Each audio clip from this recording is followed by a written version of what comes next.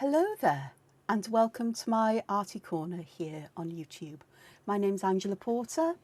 I'm an artist best known for my adult colouring books, but I also do a lot of whimsical, very stylised art. I dabble with Zentangle and patterns, and I'm constantly exploring things. I'm learning more about hand lettering or exploring more with that as well, hoping that I'll find a way to incorporate it into my art.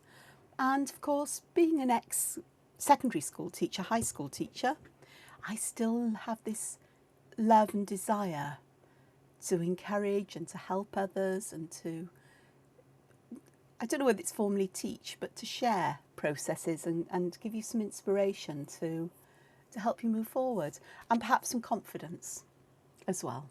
So, which is lovely. So, the only bit of my blather this morning before I start is thank you so much for the subscribes that you've given me. If you're new here or you return and you haven't subscribed yet, please do.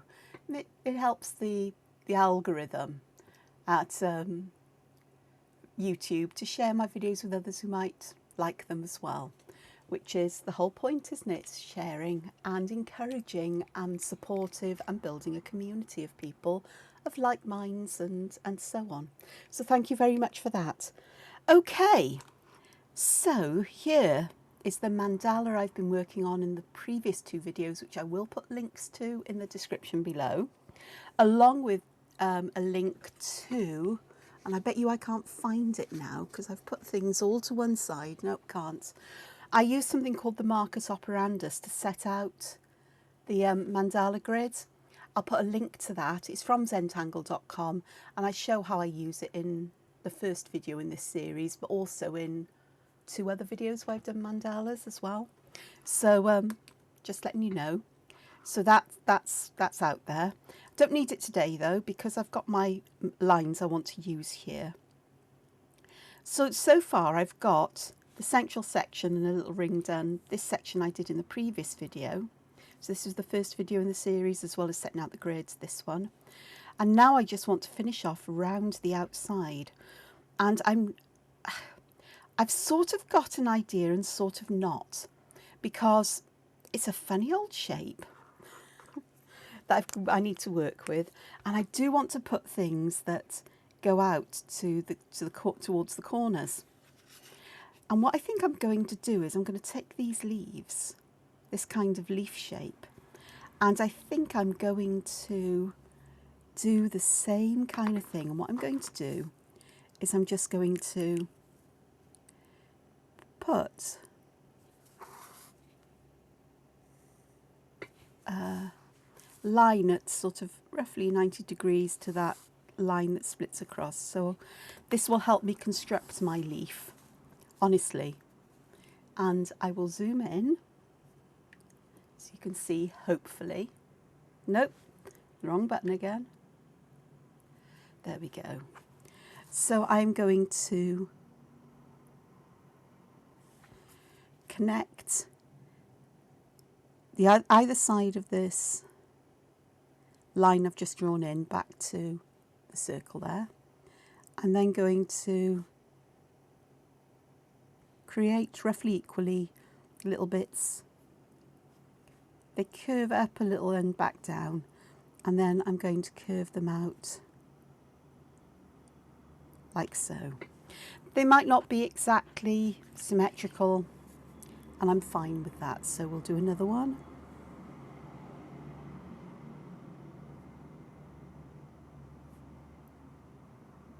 And around the circle they're all going to be slightly different because my circle wasn't exactly, well, it was most probably centralised, but because I've got wonky circles now because I've hand drawn them, then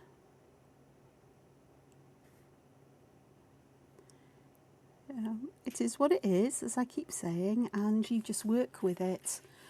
And the important thing is that overall it will end up looking perfectly fine unless there's a glaring error that you can't recover from. So there's the leaf shapes, which are the same as in the centre, more or less. And I'm going to do the same with them.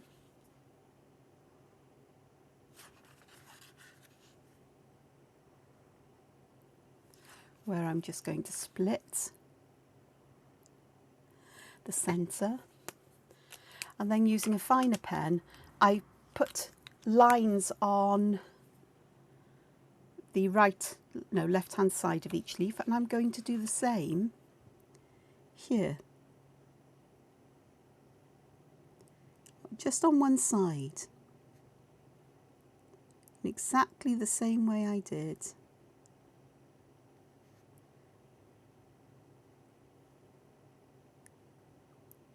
with the other leaf, except not a very good job here of doing that. So let me join that, and then that's a better way of doing it, is joining from the bottom of this to the tip of this one, and then using that as my parallel line guide. So we do want these lines roughly parallel, same distance apart between them. Okay, let's do the same here.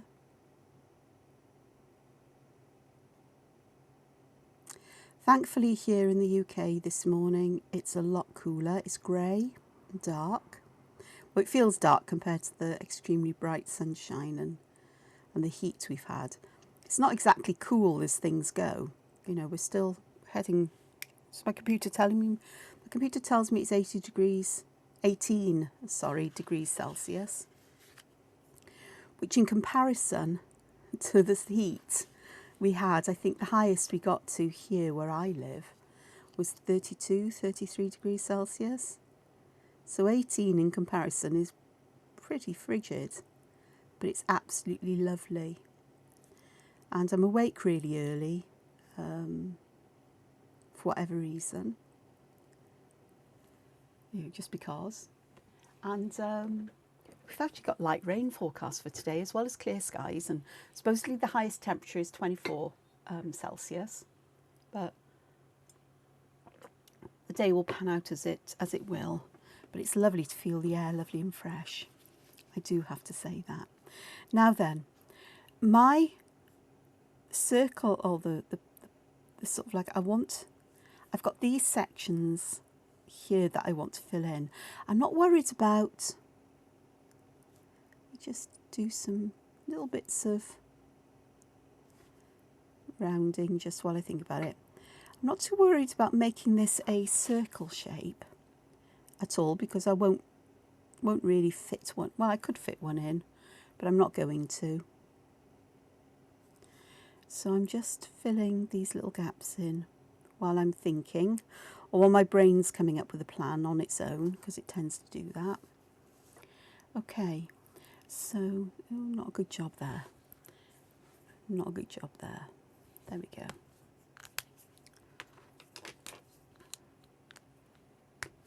Okie dokes. So let's have a look.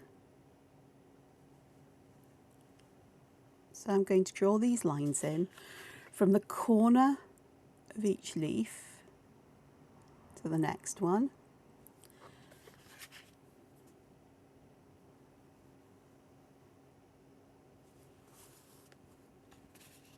Because it's a starting place. And I was thinking, am I going to like these corners where this sticks out? I actually do think I do, but I may do something there. I may put, some berries or something in. Okay, so I've now got these very clearly defined areas here, and I want to fill this with some kind of pattern. I do want to give this, I should have done this before I added these lines, because I would have liked this without this little section of line there. Oh well. Because I do want to keep these. I've said it before and I'll say it again. I like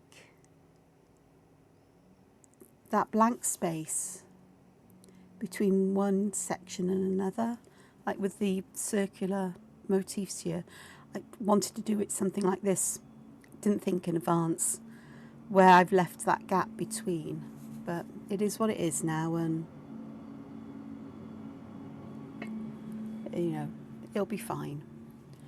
But I definitely want that sort of like connection, or that space between them. Part of me is thinking now is to pick up these sort of like circular ideas, circular motifs, and just to fill these in.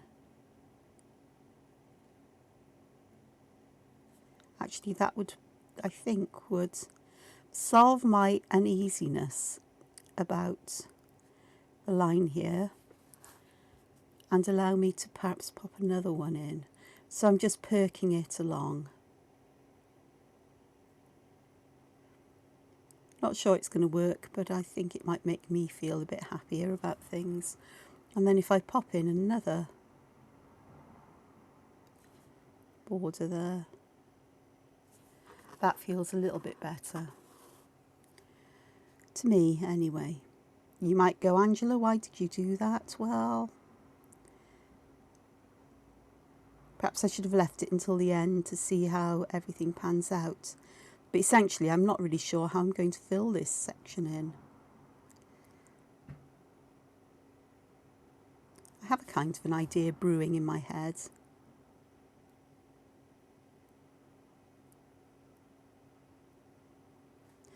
Because that's what my head does.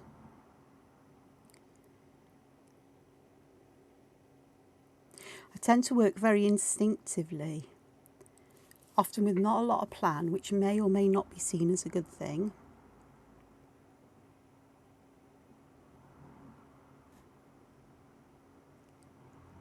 But it's always in the back of my mind, let's just see what happens if. And this happens with so much of my artwork. And some of the times, you know, it'll get to the point, like I've got a some hand lettering that I did a couple of days ago and I haven't gone back to. Scanned in and on my computer ready to tidy up, and when I digitise or re-ink in digitally, I can move things around so I can alter the placement a little bit. And I needed to do that with this particular piece of hand lettering. And it's also about me getting rid of all the dots from the dot grid paper as well, which is why I'm redoing it. There are ways of getting rid of them digitally. But for some reason, I just couldn't get it to work. Which is unusual. Might have been trying it in the wrong software, actually. But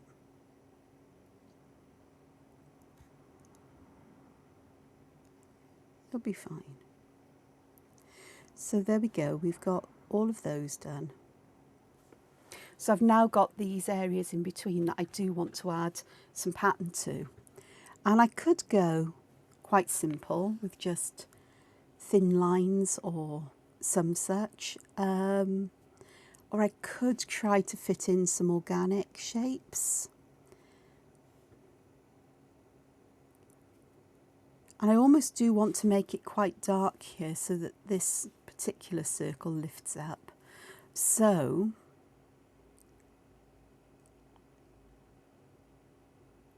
my mind is ticking, ticking, ticking away here. I think I may do something really simple, but that will fill this space and not take away from the inside, because this is really just the border, it's just the pattern at the edge. It is part of it, but yeah. And I think I'm going to go with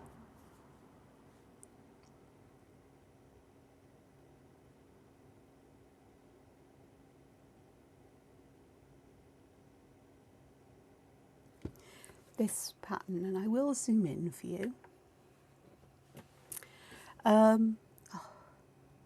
Print on spirals. But what I'm doing with my spirals is I'm going to vary them in size, but I'm also putting a gap in the lines. So I'm stopping, lifting my pen up, putting a little gap in there, just to give that little bit of sparkle there, just to lift it up, lift them up a little bit. I can squeeze part of a spiral in there. Well, that one got a lift and a dot, a gap and a dot.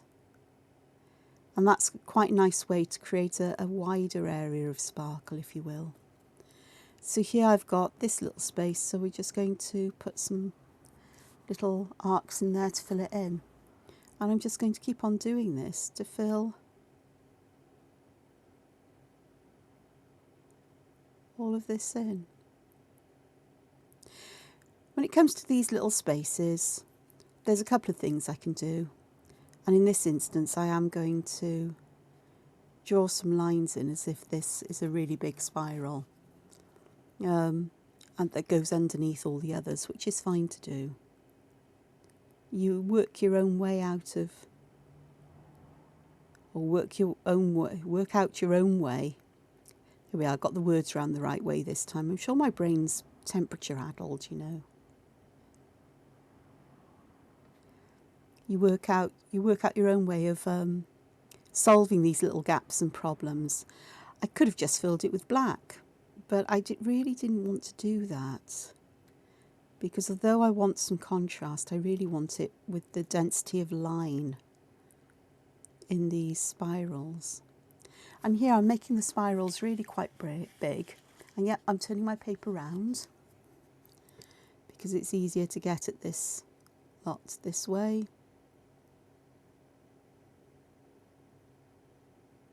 I had a stray bit of sparkle on that side, which is fine.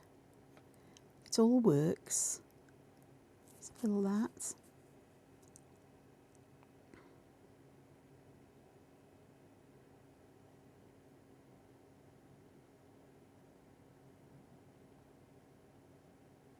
So again with this one, just make it all fit.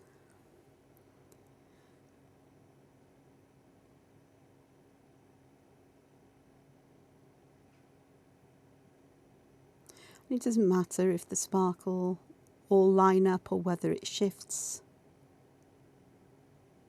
It just works. It always seems to work.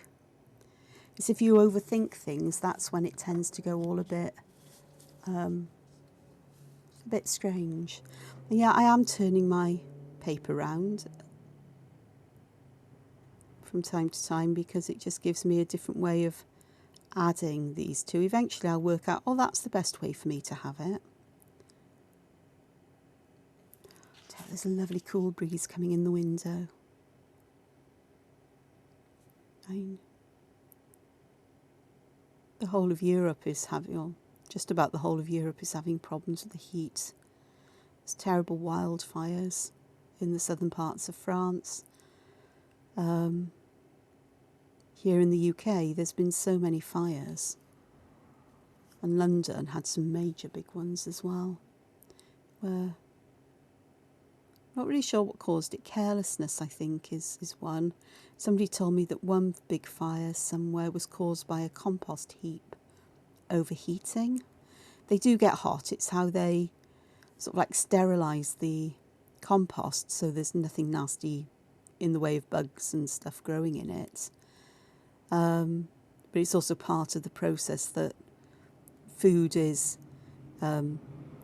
being decomposed or partially decomposed into essentially fertiliser. And it overheated and caught fire. So if I zoom out, you can see that I filled that section in, and that actually works out quite nicely. And I'm glad I put these little circles along here, because again, it ties this area here with the outside. Excuse me a moment, having a drink. As well as having the, I was going to say feathers, they're not feathers, they're leaves here. This kind of shape here that we've got in the shattuck is sort of like replicated here. We've got these two shapes sort of mirror each other as well. So we've got almost a teardrop shape here and almost part of one there, squashed one. So it's the only thing that isn't really repeated are these little rounded arches, and that's fine. I'm happy for that to be the case. So let's get along with doing some filling this section in.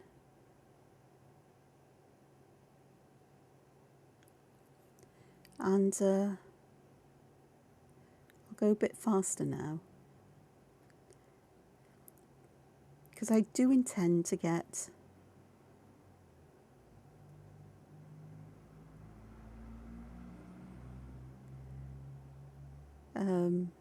these sections filled in today's video with you,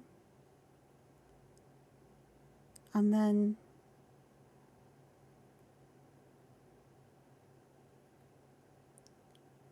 in the next video,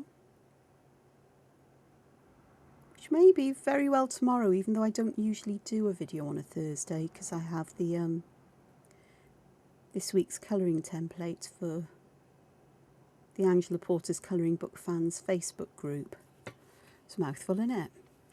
For the members of that group, which I didn't set up, somebody else did, invited me to join. And sort of like once a month for quite a while, for a couple of years, a number of years, I created a template a week. And when the pandemic hit, I knew how scared I was, how scared so many other people were and worried, and the way the world was beginning to change. Humans don't really do well with change. It's unsettling, disturbing, and something like this, where we could see the news stories from around the world, it really caused a lot of anxiety and worry amongst people. So I stepped up to doing a template a week to help people throughout the pandemic. Of course, the pandemic isn't over, despite what you might want to believe. You know, I wish that things, I wished it never happened, like so many other people, but, and I'm, you know, living with some of the effects of it, of being isolated for so long. But for me, being an introvert and, you know, recovering from complex post-traumatic stress still, it's a lifelong process, I'm afraid. Well, I'm not afraid, actually, of it.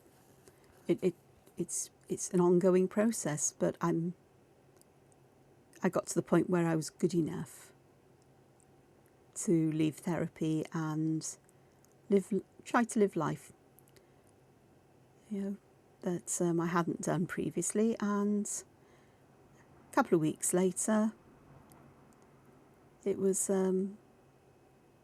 yeah, lockdowns and so on. So I live alone, but I'm not lonely. There's a big difference. I have social connections, you know, have kept up with social connections right the way through the pandemic, thanks to Zoom and things like that, which is lovely. I'm beginning to spend time with people that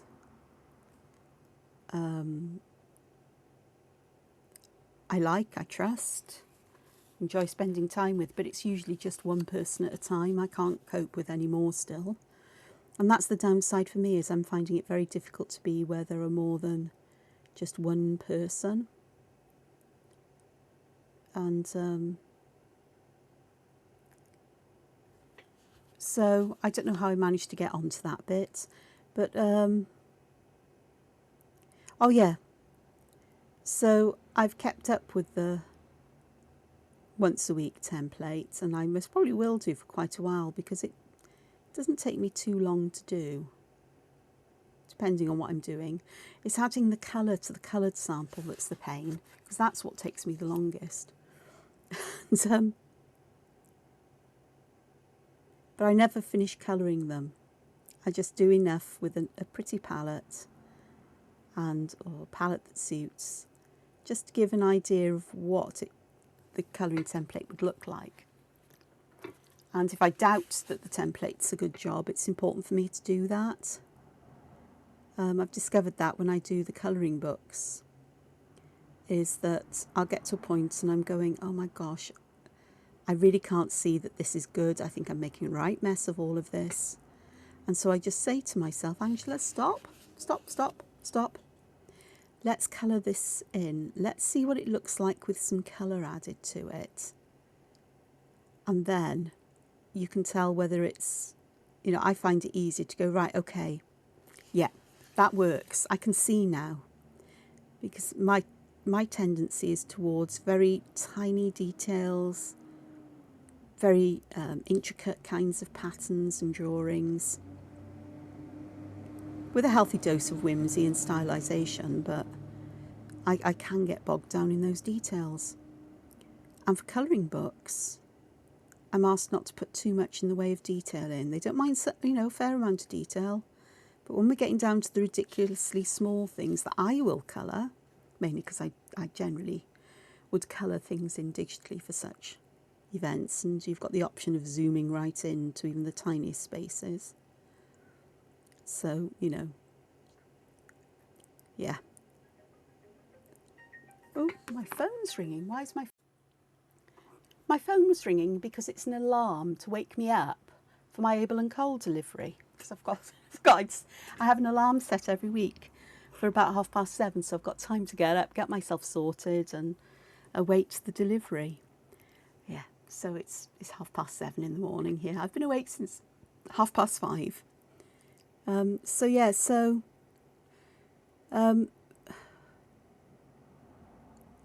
sometimes it's adding that colour helps me to see that something actually does work. So, and white space is almost an anathema to me. It's an anathema. But I'm learning the values of white space left in designs very slowly. White space here, not a lot, but we do have patches of it. We do. There are some tiny patches of white space, some of which will end up gold space. I think gold would look nice here. So I'm continuing with the templates for the Facebook group.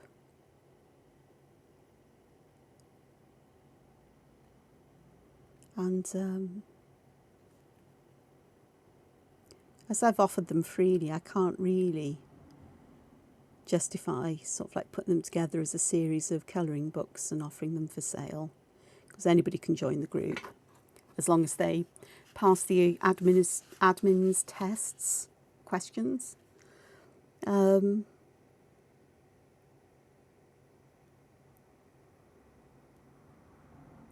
So, and I ask people not to share them, you know, out there in the wild, but I have no control over what people do,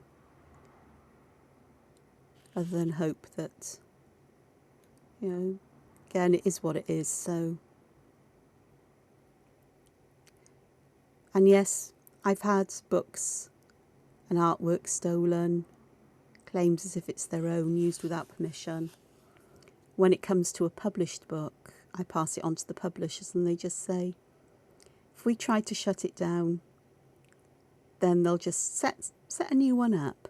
It's better to leave it for people to work out that it's a copy, often a very bad copy, and for them to work out they've been, you know, ripped off, and to leave a comment or report to Amazon or wherever.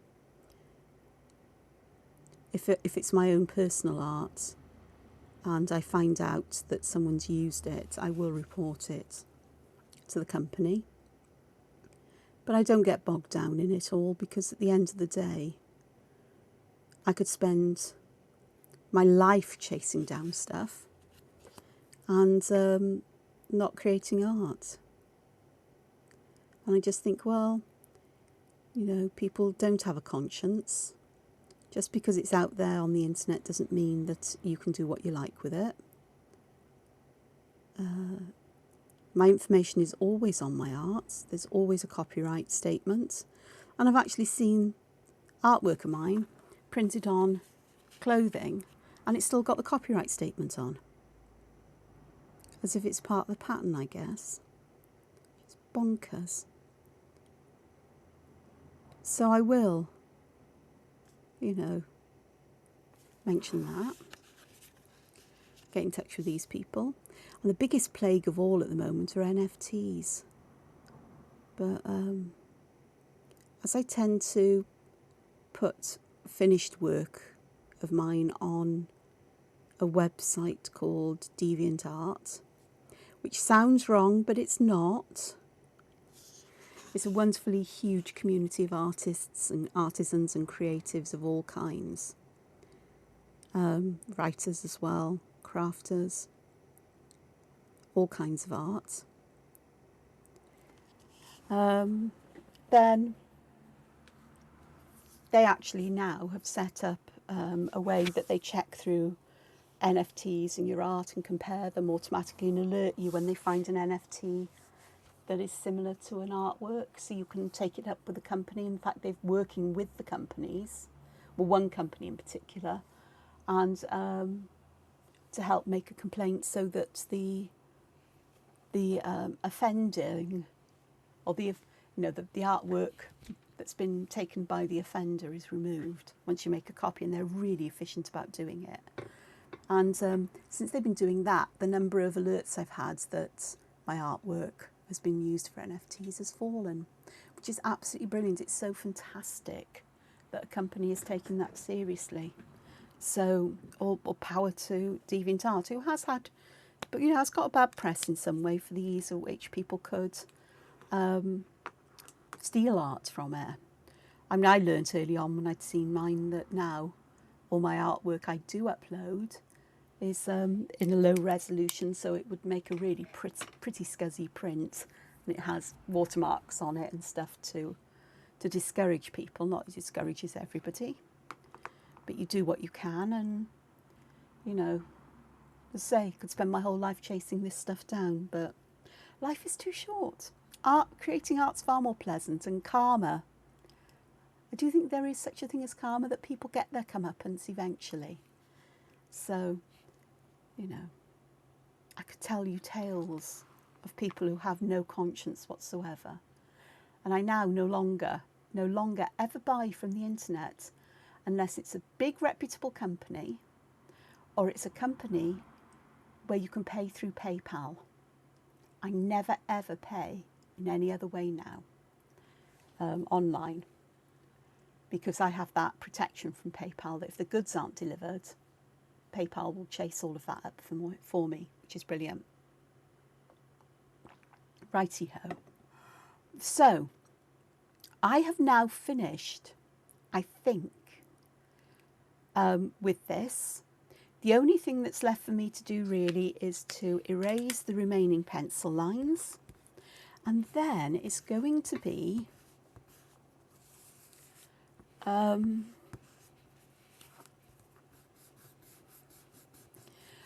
starting to add shadow, highlight and so on. And I've got to think about this because I'm not quite sure how I want to do this. I mean, my superpower when it comes to adding colour in traditional media, I think, are alcohol markers. But I've done that, so I think I may do this with Inktense, perhaps. I don't want to use distress inks because I can't get the intensity of colour. I could put shadow in using graphite pencils and then use Inktense over the top, which would be interesting. But I could also use graphite and use alcohol markers over the top because that works. So I've got some things I need to think about, things I need to consider. I've also got the Karin markers, the Karin Pro markers, which are great. They're very vibrant, very vivid, and they may actually work quite nicely on this.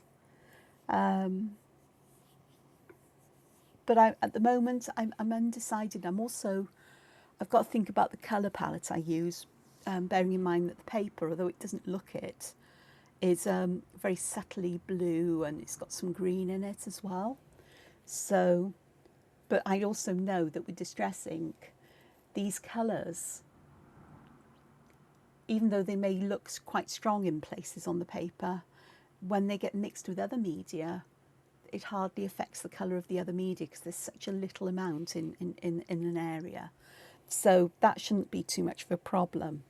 But I'm more than likely going to go with greens of some kind for the leaves, certainly, and perhaps blue for the bubbly bits and so on, and we'll see what happens. I definitely will scan this in though, and perhaps try some colours out digitally at some point in time or other.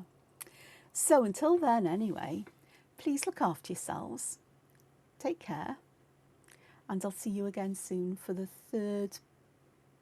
fourth and probably final part of this, which is adding shading and colour and everything else. Maybe tomorrow if you're watching today on Wednesday the 20th of July, or in the next video whenever that will be. So take care, and I'll see you again soon. Bye bye for now. Ta-ta. Hoil.